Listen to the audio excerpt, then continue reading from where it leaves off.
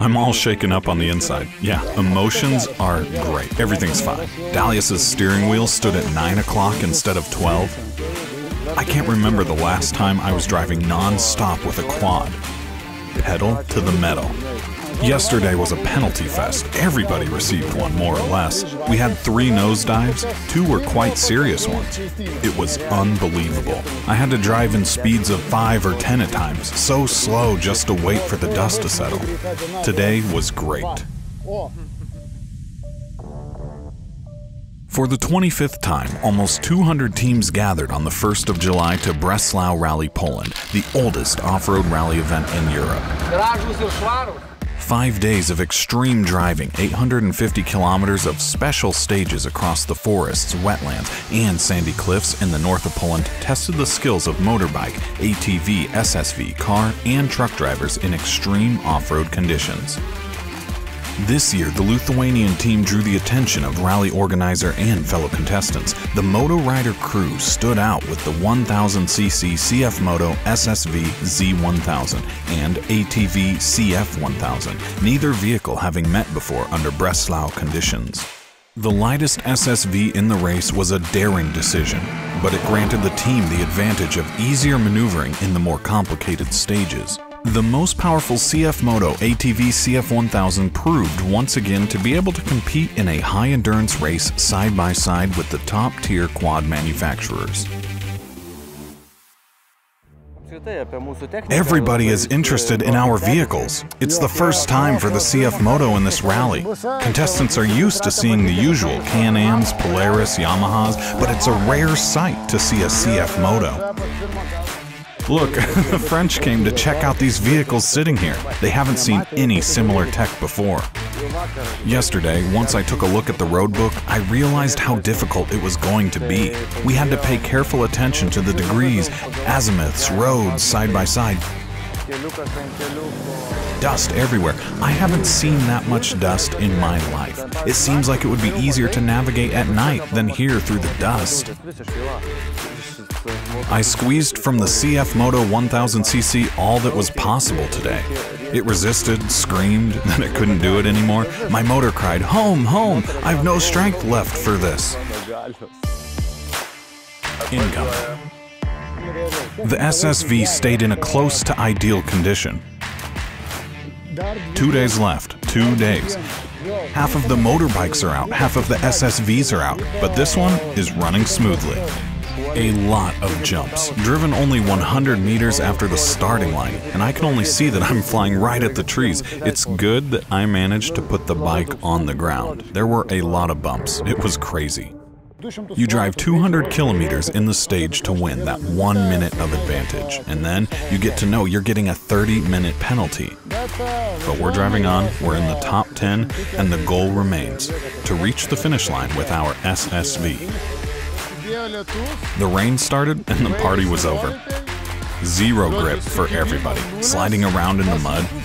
There were way more crashes. It was not that bad, quite interesting. I've never been in a military polygon this large before for a race. It was an adventurous day. A lot of participants haven't returned from the stage yet. Half of the SSVs are stuck at that stage. One SSV caught fire. One crashed into the tree and stopped there. Everybody got stuck there, around 20 to 30 participants. We have earned participants' respect not only for our performance, but we are climbing up the result table higher than anyone expected. Even us.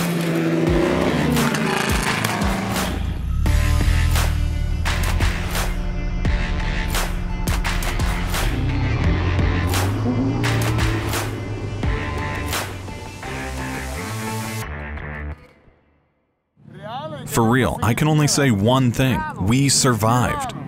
The only thing, we survived. I don't even want to know how we did it. I don't even want to ask or guess. I fixed everything. It was pitch black, nobody's around. I tried one side, tried the other one, and another one. Finally, got 5 kilometers forward, and that's it. I'm done. I had no clue what to do next. And at one point, I was close to calling my mom and asking, "Where should I go?" We're gonna need to have 1 million headlights for the night drive stage. Imagine that. We reach some sort of bush, and there's a road behind the bush, and it's completely invisible.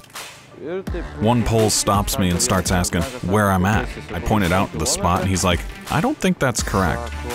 I was confident with my navigation, and I drove straight to the finish line. Everybody else finished 4 or 5 minutes behind me.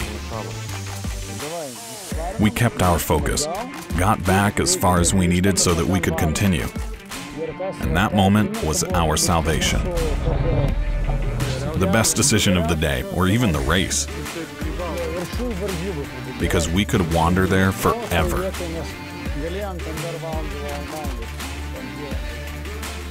Of course, driving at night with this barrier of dust is something insane. You have to stop completely in some places because of a dust wall.